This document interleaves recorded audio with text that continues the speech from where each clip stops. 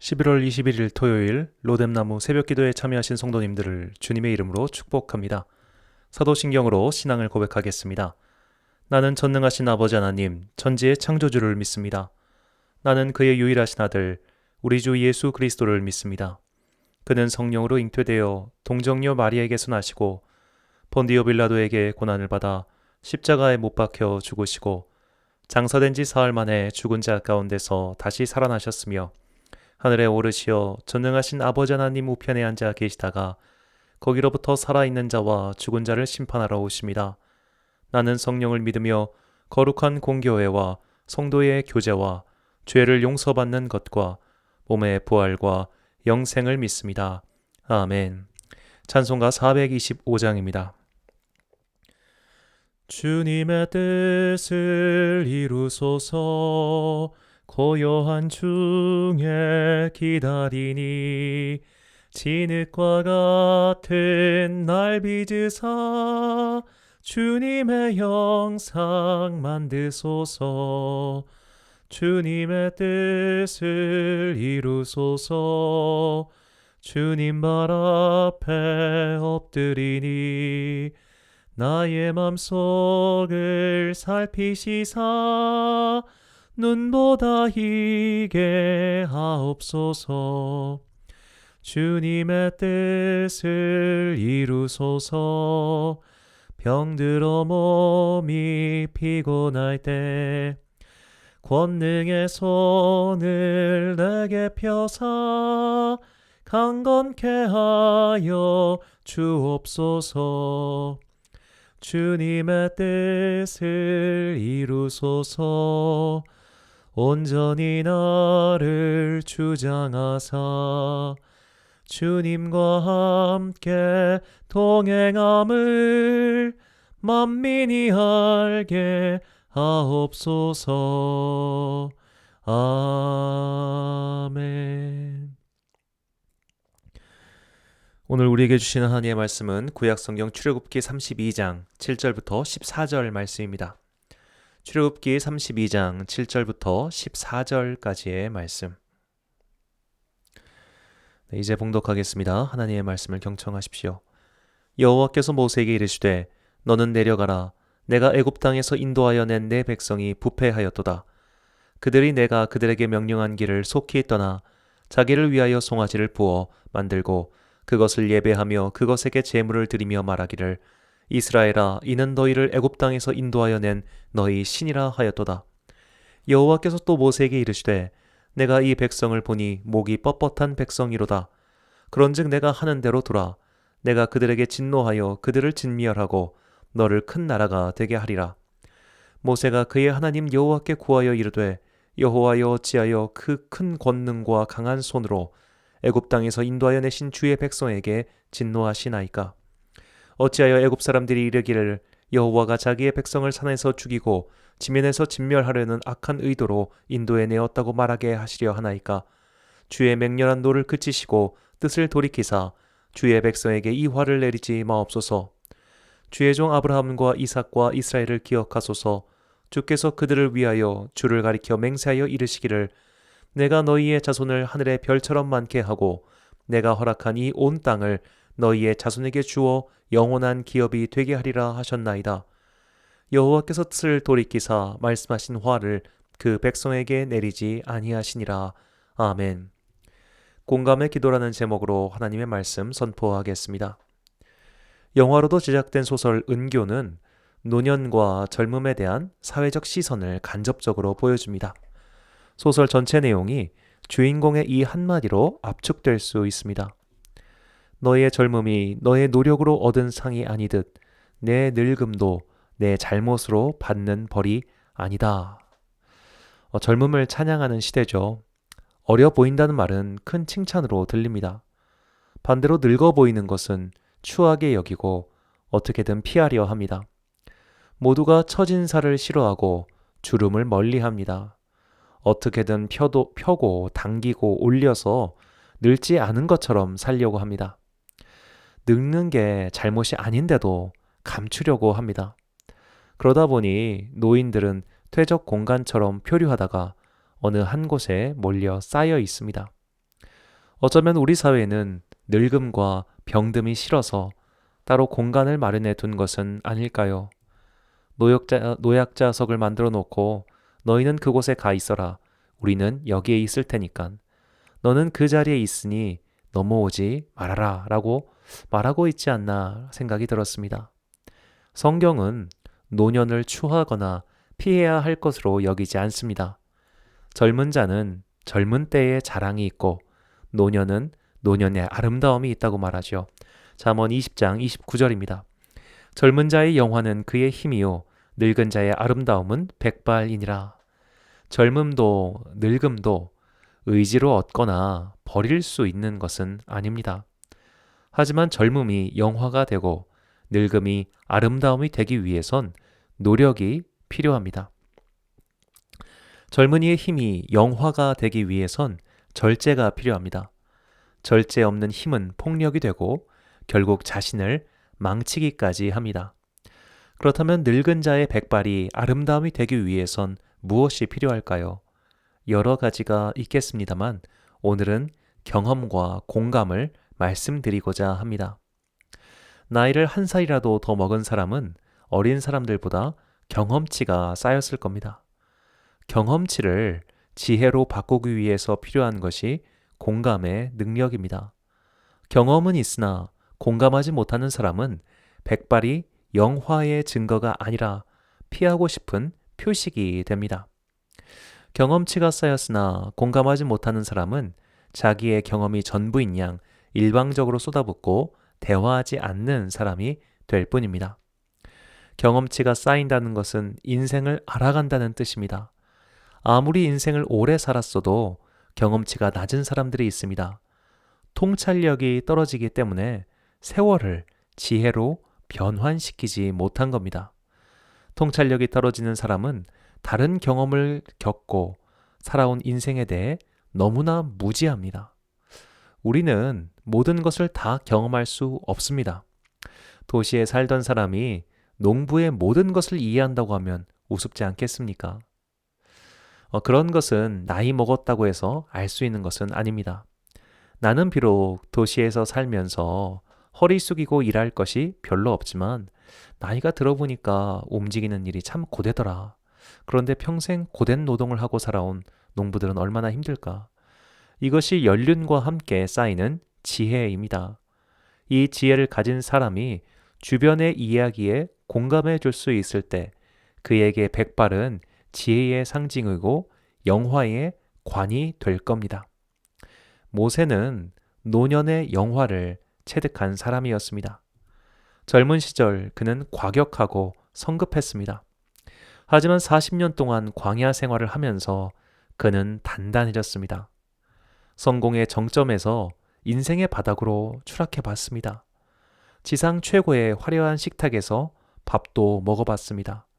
가장 거칠고 딱딱한 빵을 씹으면서도 살아봤습니다. 풍진 세월을 보냈습니다. 그러나 그는 괴팍한 사람이 되지 않았습니다. 그런 사람들이 있죠. 내가 말이야, 내가 한때는 말이야, 내가 여기서 이런 대접 받을 사람이 아니야 라고 큰 소리치는 사람들 말입니다. 모세는 그런 사람이 아니었습니다. 그는 목소리를 높이지 않았습니다. 바닥으로 추락했지만 바닥에서 만날 수 있는 지혜가 있었습니다. 그는 통찰력을 가졌습니다. 바닥에서도 배울 것이 많았습니다. 미디안 광야가 인생의 학교였습니다. 모세 안에는 지혜자들로부터 전승된 지식과 본인이 깨달은 삶의 지혜가 훌륭히 결합되었습니다. 모세는 지혜로운 사람이 되었고 많은 이들을 재판하고 인도할 수 있는 능력을 갖추게 되었습니다. 이처럼 경험은 중요합니다. 하지만 경험이 공감 능력을 만들어주지는 않습니다. 오히려 내 경험은 상대를 공감하는데 방해가 되기도 합니다. 우리나라 대통령 중 어린 시절 지독한 가난을 겪은 분이 있었습니다. 그분은 대통령 취임사에서 이런 말씀을 하셨습니다. 저는 밑바닥에서부터 올라와 마침내 대통령이 되었습니다. 우리나라는 이렇게 꿈을 가지고 노력하면 누구나 성공할 수 있는 좋은 나라입니다. 라고 했습니다. 이 말을 하신 분이 누군지 모르게 하기 위해서 이제 세 분의 취임식 사진을 올려놨습니다. 저는 그 취임식을 듣고 눈물이 날 정도로 감동했습니다. 하지만 그분은 안타깝게도 어려운 사람들과 공감하는 정치를 하지 못하셨습니다. 왜 그럴까 곰곰이 생각해 봤습니다. 자수성가 하신 분들, 열심히 살아와서 성공하신 분들은 게으른 사람을 이해하지 못합니다. 실패하고 완전히 마음의 힘이 꺾인 노숙자와 거지를 이해하지 못합니다. 노력하면 되는데 조금만 의지를 갖고 덤비면 분명히 성공할 수 있는데 왜 저렇게 자빠져 있지? 저런 애들은 도와줄 필요가 없어 라고 생각합니다. 인생을 남다르게 치열하게 산 사람들 중 이런 생각을 하시는 분들이 많습니다. 당연합니다. 남들 잘 때 안 자고 남들 쉴 때 안 쉬고 그렇게 열심히 살아서 성취를 거둔 분들이 포기한 사람들의 모습이 이해가 되겠습니까? 본인들은 저것보다 더 힘들었을 때도 일어나서 승리했으니까요. 그런데 미국의 철학자인 존 롤스는 이런 말을 했습니다. 노력하는 의지조차도 하늘이 준 선물이라고 말이죠. 누구나 다 노력하지 못합니다. 그런 마음의 힘은 물론 어릴 적에 부모가 키워줄 수도 있겠지만 사실 그가 태어날 때부터 갖고 있는 능력이기도 합니다. 똑같은 부모가 똑같이 키웠지만 전혀 다르게 성장하는 아이들을 보십시오. 정말 부지런해서 엄청나게 노력해서 성공하신 분들이 꼭 기억해야 하는 것은 마음의 힘조차도 하나님께서 주신 선물이라는 겁니다. 모세는 이런 지혜와 통찰력이 있었습니다.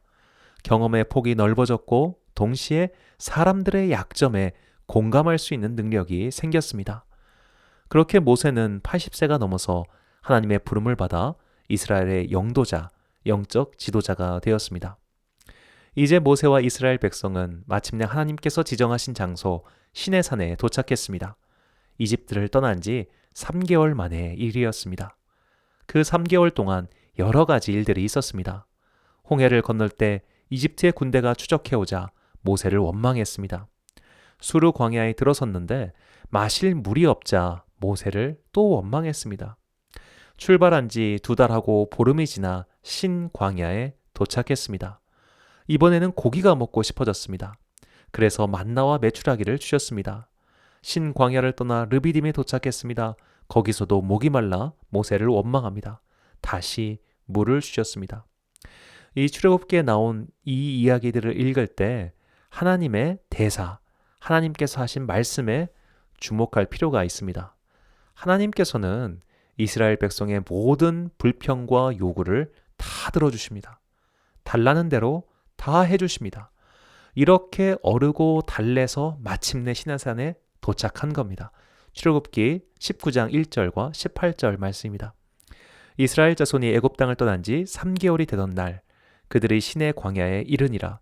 시내산의 연기가 자욱하니 여호와께서 불 가운데서 거기 강림하심이라. 그 연기가 옹기 가마 연기같이 떠오르고 온 산이 크게 진동하며. 이스라엘 백성과 하나님의 만남을 생각하다가 문득 뮤지컬 오페라의 유령 이야기가 떠올랐습니다. 오페라 극장 지하에 숨어 사는 팬텀은 크리스틴 다엘을 오랫동안 연모하며 그녀에게 노래를 가르쳐줍니다. 그리고 마침내 크리스틴 다엘가 공연에서 큰 성공을 거둡니다. 그리고 다엘을 자신이 사는 곳으로 데리고 옵니다. 그때 팬텀이 정말 엄청 준비해서 다엘을 초청해요. 이 팬텀 입장에서는 오랜 시간 그녀를 공들여서 키웠고 마침내 이렇게 만날 수 있게 되었으니 본인도 굉장히 두근두근하면서 준비하지 않았을까 싶습니다. 문득 하나님의 마음도 이것과 좀 비슷하지 않았을까 상상해봅니다. 상상입니다. 지금까지 이스라엘 백성이 만난 것은 일종의 전체 요리였어요. 파티 준비 요리입니다. 10가지 재앙이든 홍해가 갈라진 것이든 광야에서 만나와 메추라기가 쏟아진 것이든 반석에서 물이 난 것이든 이것은 하나님의 능력에 비하면 아무것도 아니었습니다. 나 그런 사람이야 라는 노래 가사처럼 하나님께서는 이스라엘 백성을 시내산으로 부르셔서 그곳에서 만날 만반의 준비를 하신 겁니다. 시내산에서의 만남이 메인 요리인 셈이죠. 하나님께서는 시내산에 우르릉 쾅쾅 강림하시고 그곳에서 모세를 직접 만나셔서 앞으로 너희들이 해야 할 일, 만들어야 할 것들을 엄청나게 길게 말씀하십니다. 그게 무려 40일 동안이었습니다. 그렇게 준비하고 기대했던 시간이었습니다. 그런데 초청받아 온 사람들의 태도가 글러먹은 겁니다. 열과 성을 가지고 대했는데 버르장머리가 없어도 너무 없는 겁니다. 출애굽기 32장 1절과 6절입니다. 백성이 모세가 산에서 내려옴이 더딤을 보고 모여 백성이 아론에게 이르러 말하되 일어나라 우리를 위하여 우리를 인도할 신을 만들라. 이 모세 곧 우리를 애굽 땅에서 인도하여 낸 사람은 어찌 되었는지 알지 못함이니라. 이튿날에 그들이 일찍 일어나 번제를 드리며 화목제를 드리고 백성이 앉아서 먹고 마시며 일어나서 뛰놀더라. 이스라엘 백성은 하나님께서 초대하신 자리를 엉망으로 만들었습니다. 파티의 주최자 입장에서 볼 때 얼마나 신뢰되는 일입니까? 나는 널 초대하려고 그 긴 시간 동안 그렇게 준비를 했는데 너는 이걸 한순간에 망쳐버려? 그런 상황이었습니다. 소설 그리고 영화 위대한 캐츠비가 생각납니다. 주인공 캐츠비는 데이지 뷰캐넌이란 여인을 짝사랑했습니다. 고백했지만 돈이 없다고 해서 차입니다. 그래서 캐츠비는 돈을 엄청 열심히 벌어서 큰 부자가 됩니다. 그리고 고향으로 돌아와 엄청난 파티를 열고 데이지를 초청합니다. 그런데 데이지는 결국 캐츠비를 배신합니다. 문득 이스라엘 백성이 데이지 같다는 생각이 들었습니다. 하나님께서 열과 성을 다해 준비하신 만남을 망쳐버립니다. 결국 배신하고 다른 남자, 다른 신, 우상 앞에서 제사 드리고 춤을 춥니다. 하나님께서 화가 나셨습니다. 그런데 분노의 말씀이 보통이 아닙니다. 본문 7절 하반절, 9절 하반절, 그리고 10절입니다. 내 백성이 부패하였도다. 내가 이 백성을 보니 목이 뻣뻣한 백성이로다. 그런즉 내가 하는 대로 두라. 내가 그들에게 진노하여 그들을 진멸하고 너를 큰 나라가 되게 하리라. 이 문장들에서 우리는 하나님의 큰 실망감을 느낄 수 있습니다. 먼저 7절에 내 백성을 보겠습니다. 이 말에서 이미 저 백성은 나의 백성이 아니라는 거죠. 하나님께서 이스라엘과 선을 그어버리십니다. 이제 쟤들을 나 몰라 이런 뜻이죠. 두 번째는 9절 하반절입니다. 우리말 성경에는 히브리어 구문에서 생략된 게 있습니다. 힌내라고 하는 감탄사입니다. 그리고 뻣뻣하다라고 번역한 히브리어 카세는 난폭한, 극악무도한, 끔찍한이라는 뜻입니다. 그냥 목이 굳었다, 교만하다는 정도를 넘어서는 표현이죠. 하나님께서는 완전히 질리신 겁니다. 이 두 단어를 살려서 번역하면 이렇습니다. 내가 이 백성을 보니 와, 끔찍한 백성이다. 세 번째는 10절에 진멸하고입니다. 진멸하다라고 번역한 히브리어 카라는 끝내다, 끝마치다는 뜻입니다. 지금 하나님께서 분노하고 계시는데 이 분노는 매우 차분한 분노입니다. 우리도 너무 화가 나면 소리 지르고 막 악을 쓰기보다 그냥 돌아서서 야, 끝내 라고 말하죠. 그런 식입니다. 이제 하나님께서 참다 완전히 포기하신 겁니다. 야, 끝내. 쟤들은 진짜 아니야. 그냥 다 끝내고 내가 너를 통해 새롭게 시작하자. 야, 쟤들은 진짜 아니다 라고 하시는 겁니다. 일정을 따져보면 고작 4개월하고 열흘 만에 넉넉하게 잡아서 5개월 만에 이스라엘 백성은 하나님보다 우상을 선택합니다. 그것도 하나님의 임재가 있는 시내산 주님의 면전 앞에서 그렇게 택하는 거죠. 정말 상대하기 힘들고 무서운 분노는 조용하면서 시커먼 분노입니다. 온도가 올라가면 빛마저 흡수해서 까맣게 된다고 하죠. 지금 하나님의 분노가 그렇습니다. 너무 화가 나서 시커멓게 되었습니다. 와, 얘네 봐라. 그만 끝내자. 이런 하나님 앞에서 모세는 하나님께 기도드립니다. 11절 상반절과 12절 하반절 말씀입니다. 모세가 그의 하나님 여호와께 구하여 이르되 주의 백성에게 이 화를 내리지 마옵소서. 이 11절에서 구하여라고 번역된 히브리어 자라는 문지르다, 마모되다, 허약하다는 뜻입니다. 자, 모세가 하나님께 기도합니다.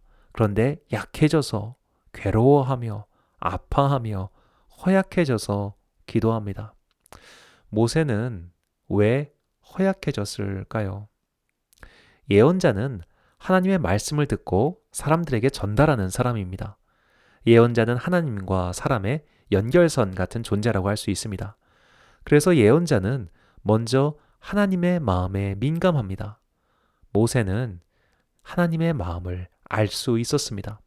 모세는 처음부터 이 일을 하나님과 함께 했기 때문이죠.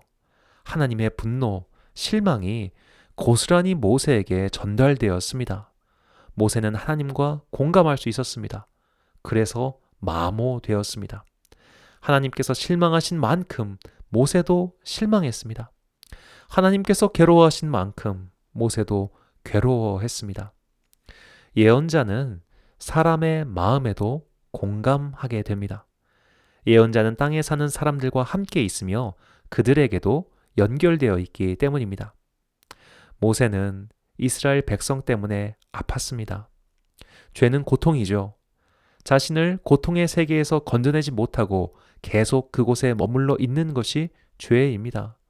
그런 죄인들과 모세는 공감할 수 있었습니다. 왜냐? 나도 저랬으니까요. 그가 80평생을 사는 동안 매사 순결하고 깨끗하고 하얀 눈과 같아서 마치 에녹이 하나님과 동행하다가 하늘나라에 간 것처럼 살지 못했을 겁니다. 그도 바닥에서 기어봤습니다. 그래서 죄의 고통에서 허우적대는 백성들이 자신들도 깨닫지 못하는 고통에 공감할 수 있었습니다. 백성들이 죄로 인해 고통당하고 있다는 것도 모른 채 모세는 그 고통에 공감하며 아픔의 기도를 드립니다. 주의 백성에게 화를 내리지 말아달라고 말이죠. 아까 7절을 다시 생각해 보십시오. 하나님께서는 너희의 백성, 내 백성이라고 모세에게 말씀하셨습니다. 이제 쟤들은 나랑 상관없다는 말씀이었습니다. 그런데 모세는 주님의 백성입니다 라고 하나님께 말씀드리는 겁니다. 그리고 다시 말씀드리죠. 주님의 백성에게 자비를 베풀어 달라고 말입니다. 이 12절 하반절에서 화를 내리지 마옵소서라고 번역한 히브리어는 나함입니다. 나함은 슬퍼하다, 애통하다, 숨을 헐떡이다 라는 뜻입니다. 모세의 기도는 사악한 주님의 백성, 아직도 죄의 고통에서 벗어나지 못하고 자신들이 죽어가고 있다는 것도 모르는 저 불쌍한 주님의 백성들을 용서해 주세요. 자비를 베풀어 주세요. 슬퍼해 주세요 라고 자신도 완전히 마모가 될 것 같은 그런 마음으로 기도하고 있습니다. 그리고 모세의 기도는 마침내 하나님의 마음을 돌려놓습니다. 이것이 우리가 배워야 할 공감의 기도입니다. 우리는 먼저 하나님과 공감해야 합니다. 하나님의 마음을 알고 기도해야 합니다. 하나님의 마음이 뭔지도 모른 채 그분께 기도드린다고 하면 그것이 물 떠다 놓고 비나이다 비나이다 하는 것과 무엇이 다르겠습니다. 어린아이는 내 것만 챙깁니다. 나만 만족하면 새근새근 잘도 잡니다. 우리도 그런 어린아이의 신앙일 때가 있습니다. 내 소원, 내 유익만 기도합니다. 그러나 아이가 반드시 자라야 하듯 우리의 신앙도 커야 합니다. 나이는 먹었는데 아직도 어린아이처럼 행동하는 아이들은 발달장애라고 부르죠. 신앙인으로서 커야 할 때가 지났는데도 아직도 어린아이같이 기도하면 성숙하지 못한 신앙인입니다. 아이가 어른이 되면 부모를 생각할 줄 알게 됩니다. 그렇듯이 우리도 신앙이 성숙해지면서 하나님의 마음을 깨달아 알아야 합니다. 그것이 주님의 마음에 합당한 기도입니다. 우리 주님 예수님께서 말씀하셨습니다. 마태복음 6장 33절입니다. 그런즉 너희는 먼저 그의 나라와 그의 의를 구하라. 그리하면 이 모든 것을 너희에게 더하시리라. 아멘. 두 번째로 우리는 이웃과 공감하는 기도를 드려야 합니다. 예수님께서 말씀하신 바리새인의 기도는 여러 면에서 우리의 반면교사입니다. 바리새인은 함께 기도하는 세리를 보면서 저 세리와 같지 않음을 감사합니다 라고 기도합니다. 세리의 인생, 그의 고통에는 전혀 공감하지 않는 태도입니다. 우리도 그럴 때가 많지요. 자수성가한 사람이 게으른 사람을 이해하지 못하고 공감하지 못하듯 우리도 그런 마음을 갖고 있을 때가 참 많습니다. 저 사람은 왜 저럴까? 왜 저 사람은 아직도 저렇게 사나? 언제쯤 정신 차리려나?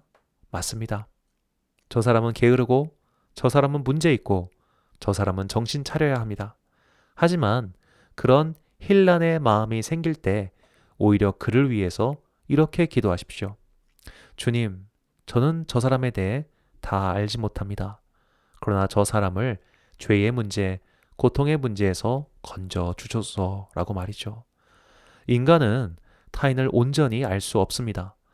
똑같은 인생을 산 쌍둥이도 그러지 못합니다. 내가 그를 다 안다고 하면 교만이요? 착각입니다. 그러니 단지 그를 위하여 애통하는 마음으로, 애틋한 마음으로 기도해 주십시오. 나이가 들고 지혜가 쌓이면 젊은 날 이해되지 않았던 그의 슬픔과 좌절, 죄와 고통이 이해가 될 때가 있습니다. 그래서 함부로 정죄하면 안 됩니다. 함부로 판단하면 안 됩니다. 당신이 아직 그 세월을, 그 시간을, 그 장소를 살아보지 않았기 때문입니다. 그것이 인생과 함께 쌓이는 공감의 지혜입니다. 그 지혜와 마음으로 기도할 때 하나님께서는 우리의 기도와 간구를 들으실 뿐만 아니라 당신의 생각까지도 돌리십니다.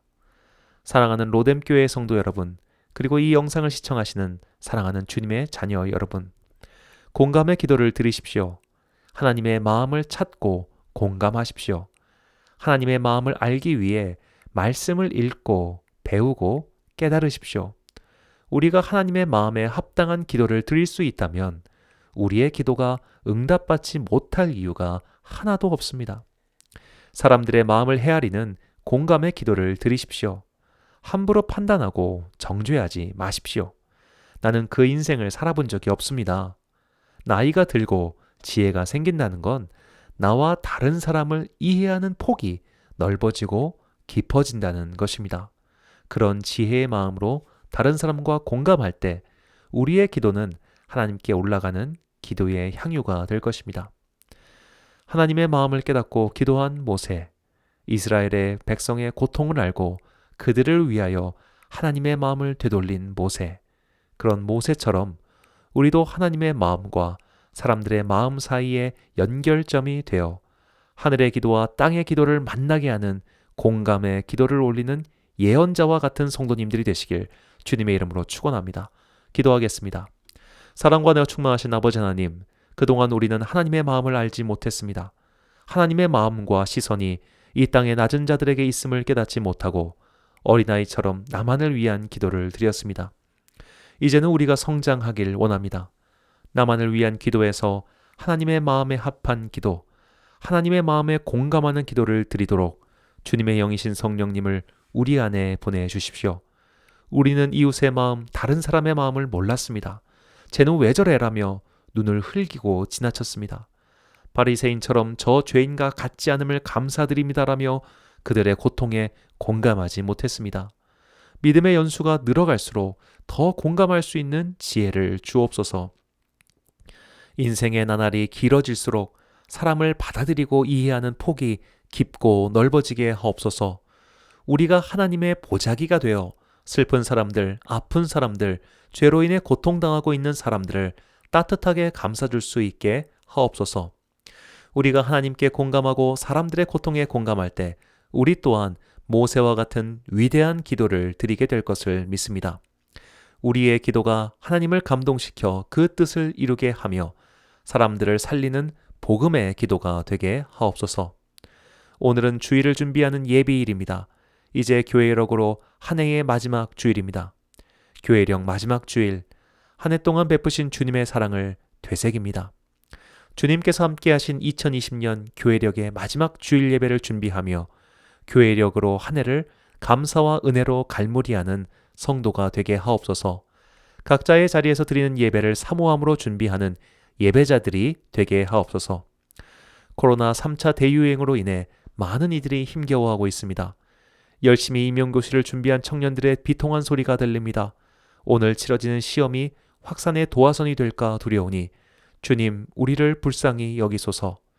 연말 각종 시험을 준비하는 모든 수험생과 학생들이 미래의 희망과 열정이 꺾이지 않도록 위정자들에게 지혜를 주시옵소서. 겨울비가 내리고 나니 이제 날씨가 많이 쌀쌀해졌습니다. 언제나 겨울은 가난한 사람에게 힘든 계절입니다. 이제는 접촉이 두려워 그들에게 다가가는 사람도 없어졌습니다. 전염병이 우리의 사랑마저 빼앗아 버렸습니다.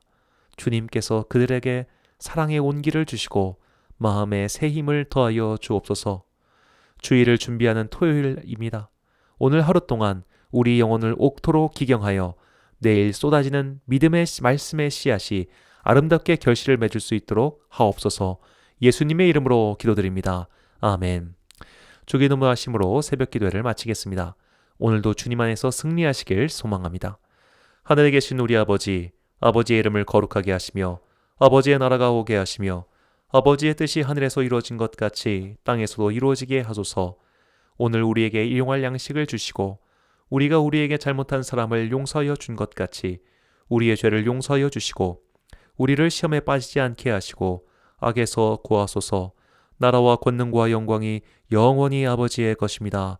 아멘.